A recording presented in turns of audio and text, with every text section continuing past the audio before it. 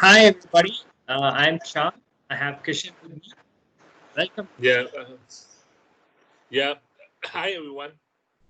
Hi. So Sham, Hey, so Sham, yeah. I think this week we have something interesting to talk about. And the thing that pops in my head is there's a scene from Seinfeld, right? Or Seinfeld is telling this joke in this kind of routine where it's like people want the money to work as hard as they do, right? I mean, so that's what you hear people always say that I want my money to work hard and stuff. And Sandra is like, I don't want my money to work hard. I want it to relax easy in the bank. I want it to be like to relax and take it easy because he found the entire thing of investing and stuff very nerve wracking. So yeah. he said that I want to be I want my money to be like that. Um, and you have a view of this. So tell us more. Yeah, so it is a view basically formed by looking at, quite a few investors, right? Especially people who are not um, in the investing field. So they're not thinking of investing 100% of their time. They have a regular job. They have, kids to look after, family and vacations coming up and promotions and, a completely different career track. And this is picking investments and doing this is probably like 1 hour in a month, if you're lucky, of focus time is what they can spend on this. But what happens is the media is relentless, right? It is constantly throwing numbers at people's in front of people, and says like, oh, look at Rakesh Junjunwala, look at Peter Lynch, look at Warren Buffett. These guys are super investors and value investing, momentum investing, blah blah blah. And in that 1 hour that this person can devote, in getting his investments in line, all these things end up, shifting the focus, right? So, what exactly is important to the investor? It is not beating the benchmark, right?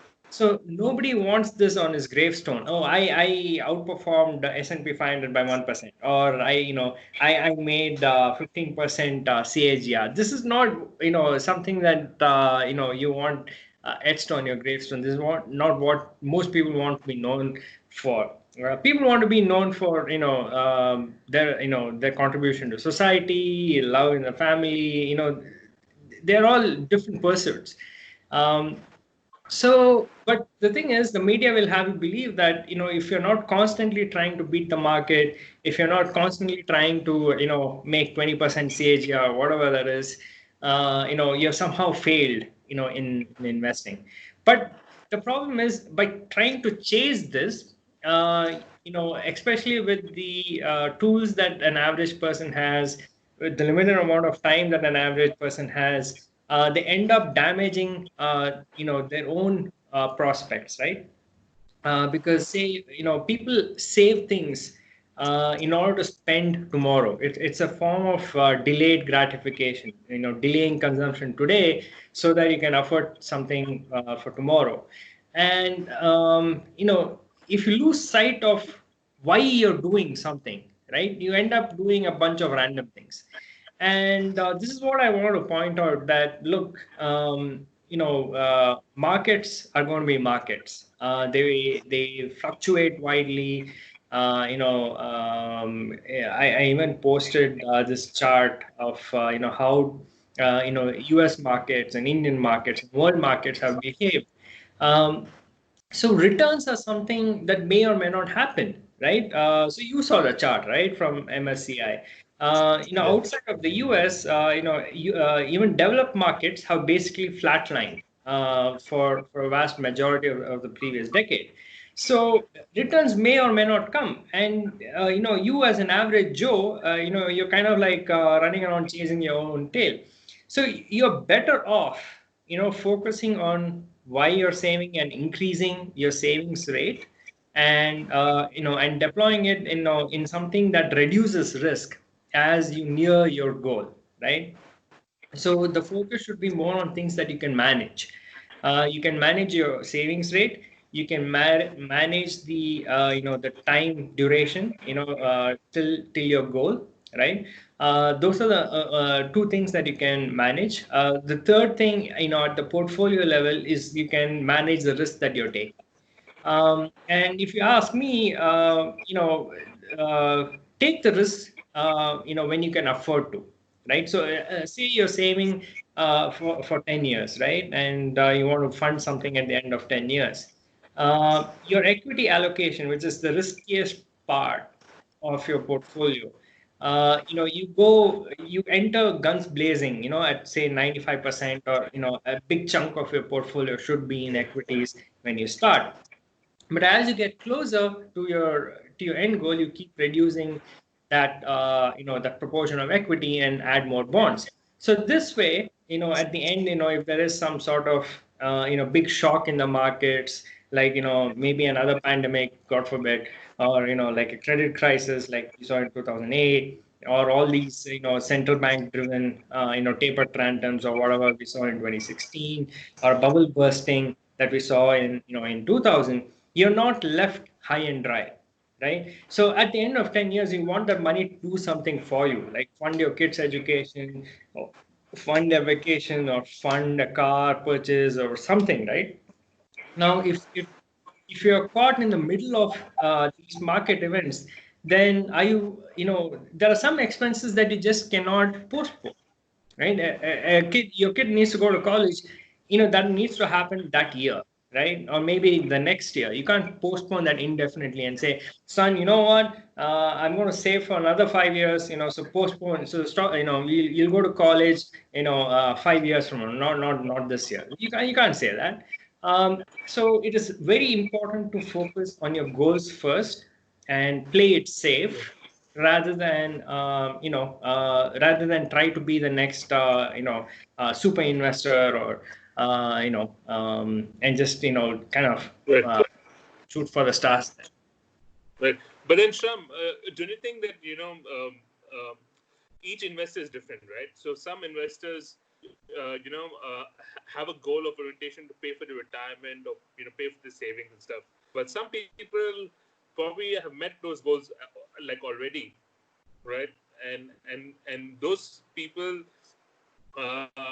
they're fortunate that that for them money is not needed for them to, or their daily expenses or the living thing is taken care of. So they can actually have a strategy where they can go, buy this.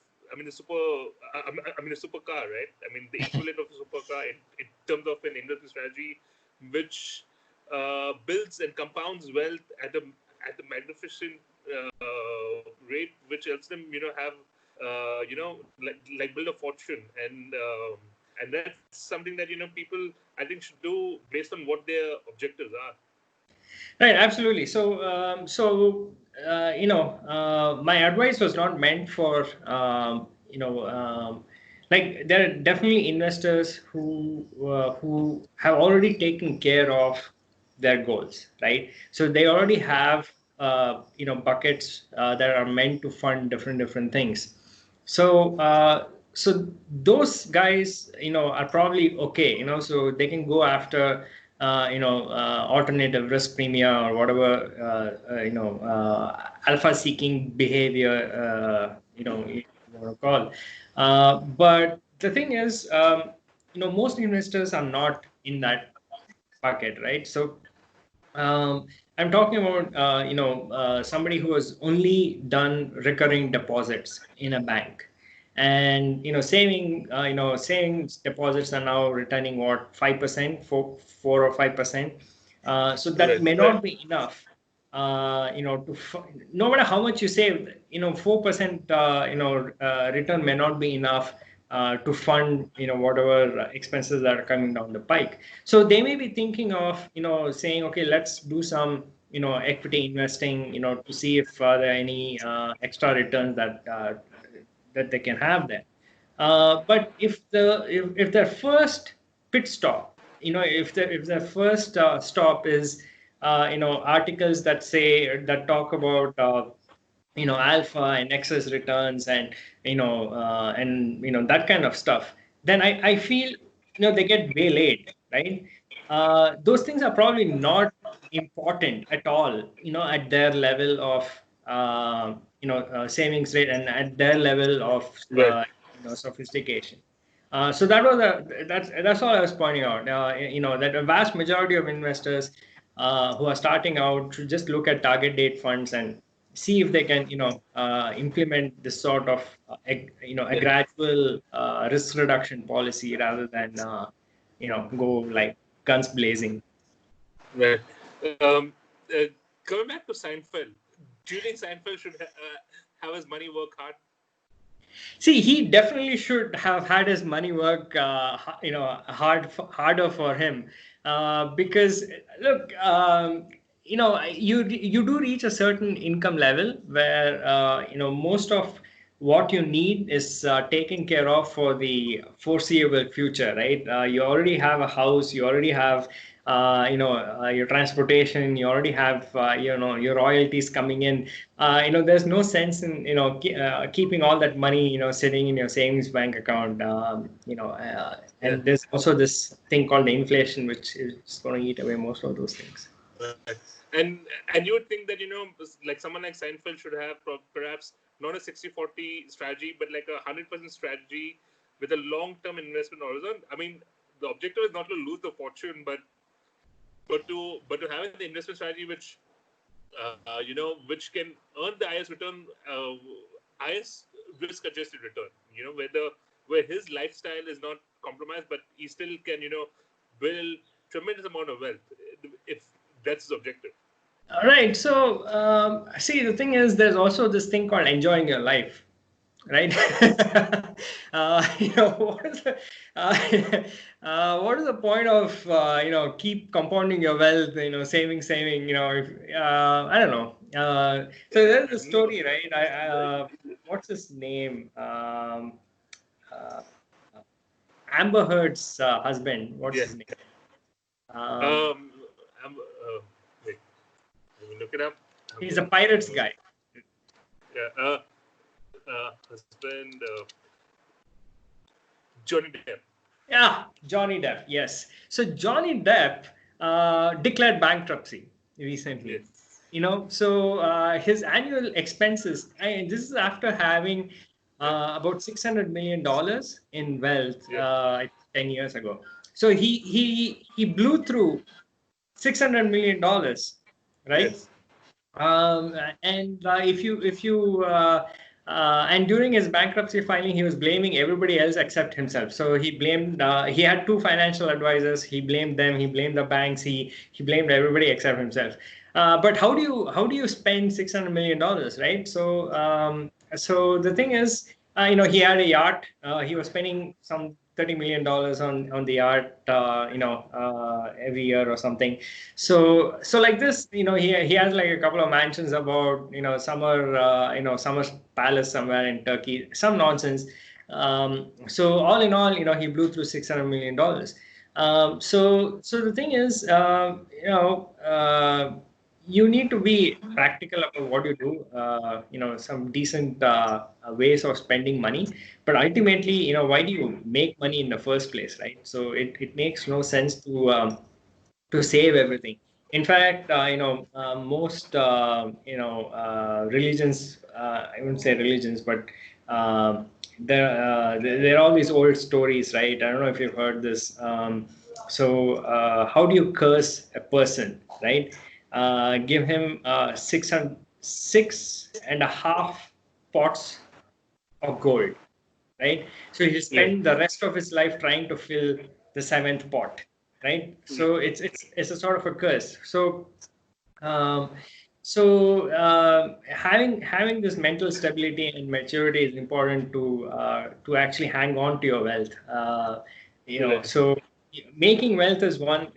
Making money is one thing. Big. Keeping it is a whole different ballgame. Yeah. I mean, actually, there's a line in, I think, the Intelligent Investor book. where the where it takes some amount of brilliance to make money, it takes 10 times the amount to keep it. Yeah. Absolutely, Also, absolutely. I think the thing is, it's for someone like Seinfeld to enjoy his life and to give his money for someone like us to manage it for him. Yeah.